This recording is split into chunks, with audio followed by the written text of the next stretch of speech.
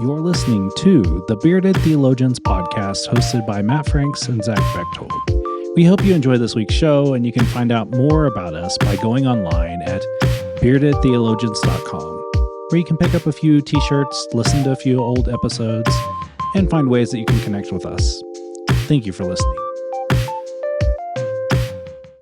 You're listening to the Bearded Theologians podcast hosted by Matt Franks and Zach Bechtold. So this week on the podcast, we're going to continue looking through John 6, and we're going to look at John 6, 24 until Zach stops reading. And so, Zach, I'll let you discern or share or whatever you want to do with the scripture today is up to you, bud. We'll see when I get bored of reading. So this is a continuation of podcast a couple weeks ago after Jesus feeds a bunch of people.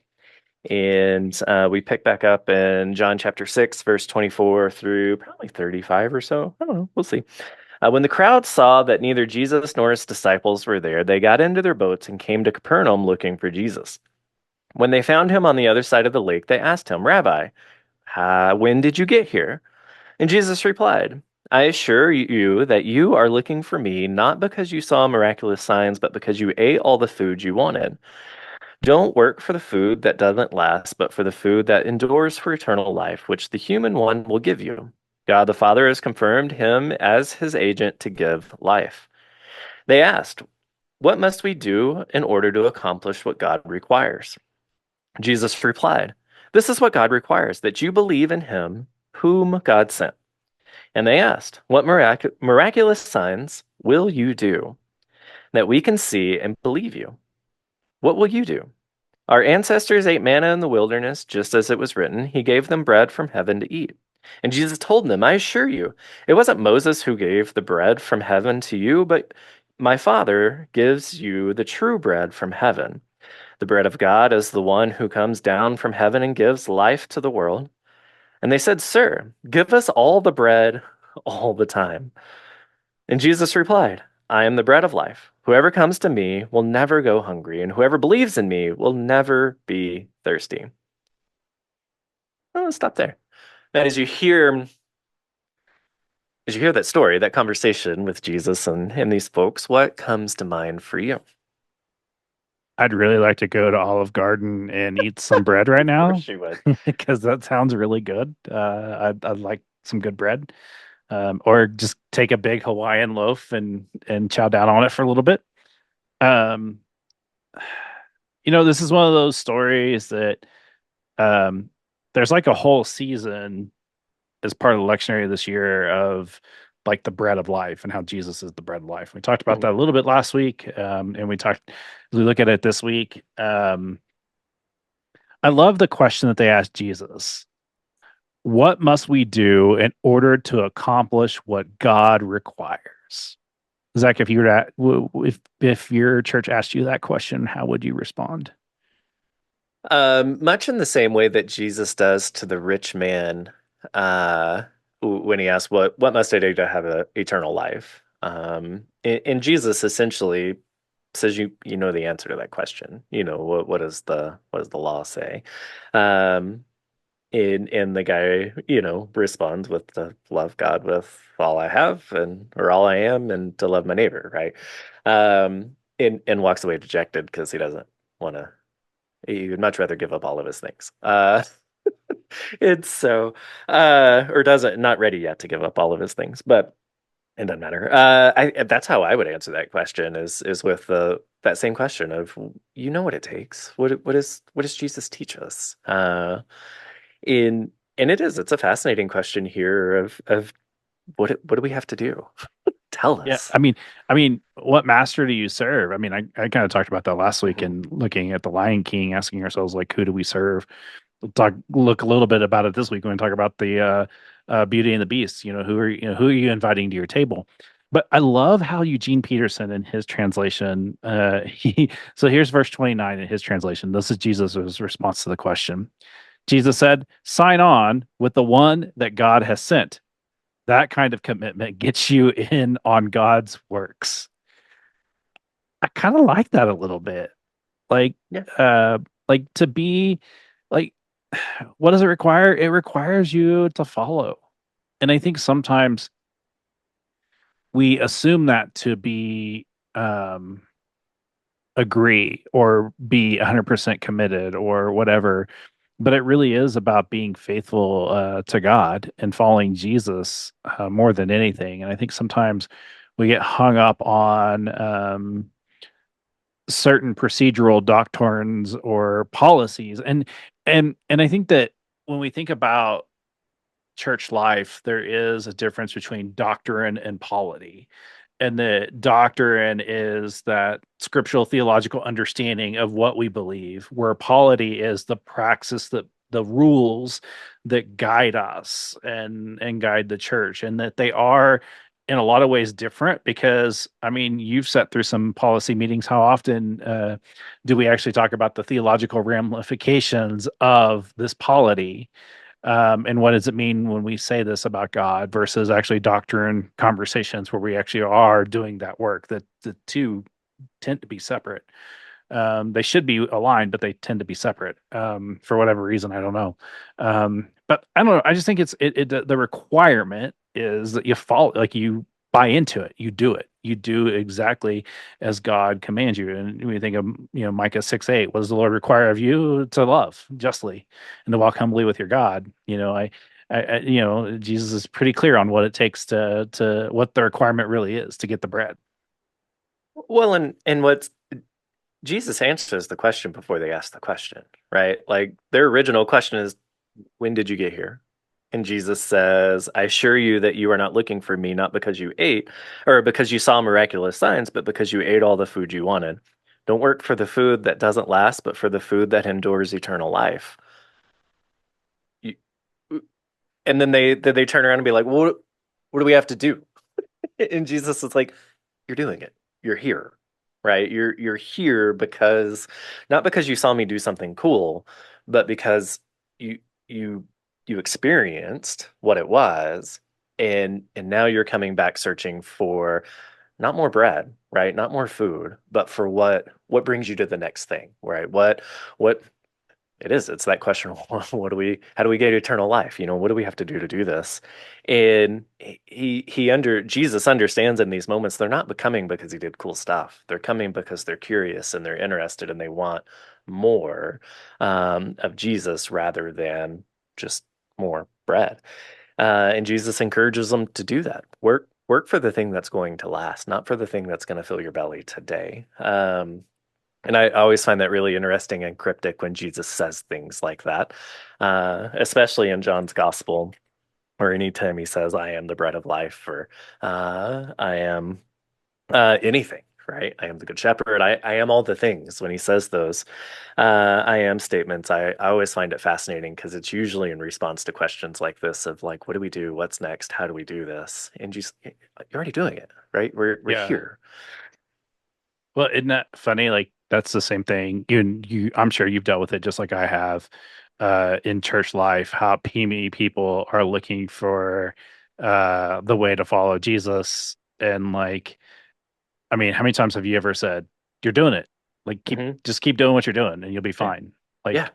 I don't know about you, but that's something I have found myself, especially in this season of where people are trying to still coming. I mean, we're still kind of coming out of that what's important out of COVID kind of deal, and we're still kind of having that trying to find ourselves, trying to find our direction.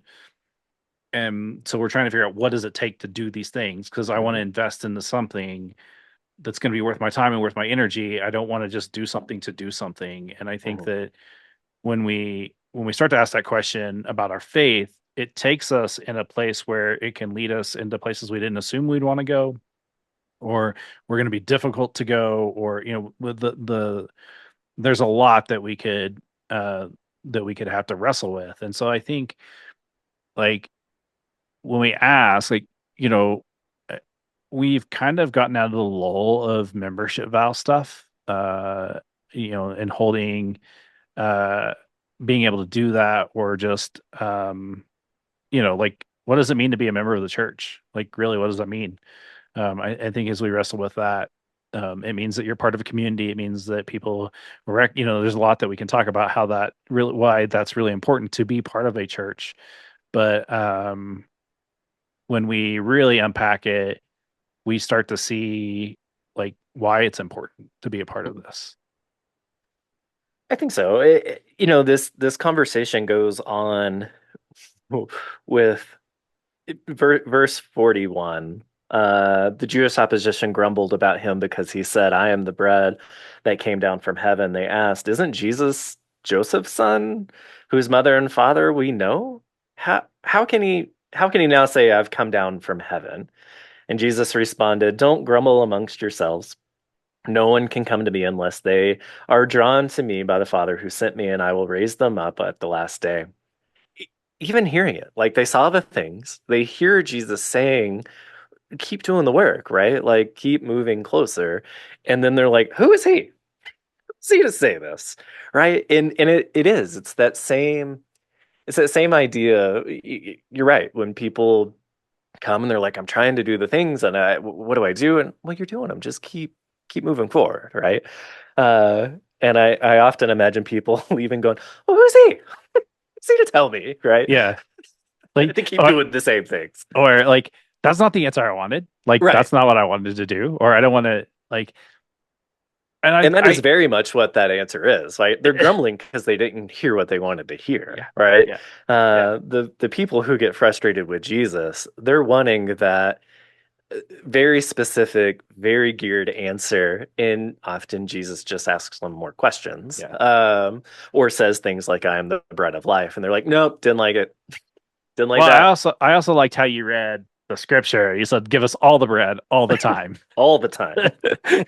I was like, "Yes, I know people who would be like that. Give us all the bread all the Yeah, time." yeah, Uh, and so yeah, like this is a fun text. Like I kind of wish I was preaching that this week. I know those that are preaching lectionary, this is a fun text to play with. Have fun playing with it. So Zach, you are now back in the saddle again after coming off renewal leave. man. Um, enlighten us on what you discovered through renewal leave. I don't rest well. But I knew that before renewal leave. No, it's been good. I very much appreciated the folks in my life, one holding me accountable to renewal. And there are many, many, many, many, many people to thank for that. Um, in really being able to step away for a good chunk of time and not have to dip my toe back into the work waters unless I chose to, because I did choose to at times. Um, but yeah, people really held that boundary and held that space for me, and I really am truly grateful for that. People keep asking me if I feel rested and renewed, and I don't know an answer to that. Like I said, I don't rest well, so I stayed busy in a lot of different ways. But um, yeah, no, I just appreciate the time and the space to not have to think about the things. And as much as I love preaching, being able to take a break and let the um, creative juices refill and kind of take a nap and not have to be anywhere for the last month has been really nice. Well, you did. I mean, you did do a lot of rest of going kayaking more than you had been. So We I think did. that you definitely you tried. I mean, No, we rested well and played uh, well. I'm just not very good at it. It took like well, 2 weeks to even get that far. So uh, I feel like now I could start renewal leave.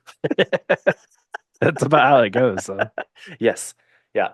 So that's where I'm at. How about you, Matt? Um, I am not coming out for no leave. I'm You hoping are to not. do it in That's true. September. That's my hope. Um, I think for me, like, we always ask the question, where do you see God at work in your life? And this week, I think the challenge has been how uh how to keep a calm, anxious presence when a family member is at a distance going through a health issue.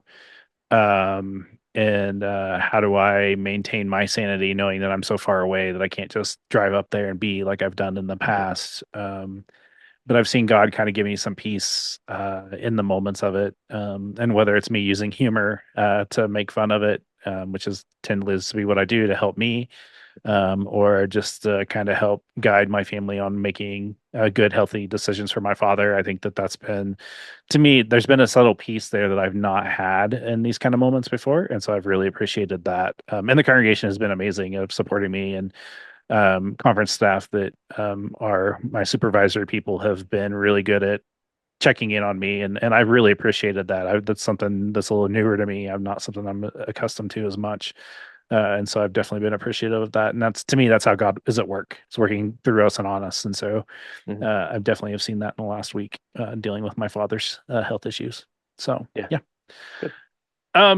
We want to thank our listeners for listening. A couple ways that you can help us. One, give us some stars or whatever platform you're listening to. Give us a rating.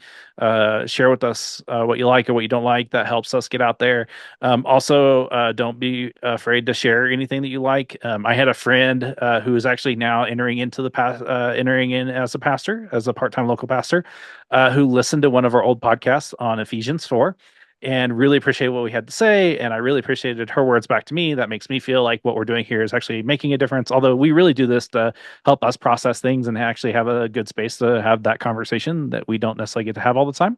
But doing those things really helps us get out there. And so we're thankful for you. You can find all of our great past podcast shows at beardedtheologians.com. You can also pick up a couple shirts or and other things that we have through our store. But we definitely want to thank you for listening. And so for the Bearded Theologians, I'm Matt Franks. I'm Zach Bechtold. Thanks for checking us out. I want you to subscribe and like this video and push that thumbs up. Thank you for listening to the Bearded Theologians podcast. Don't forget to like, subscribe, and share on all social media outlets. You can check out old episodes and more information at beardedtheologians.com. Thanks for checking us out.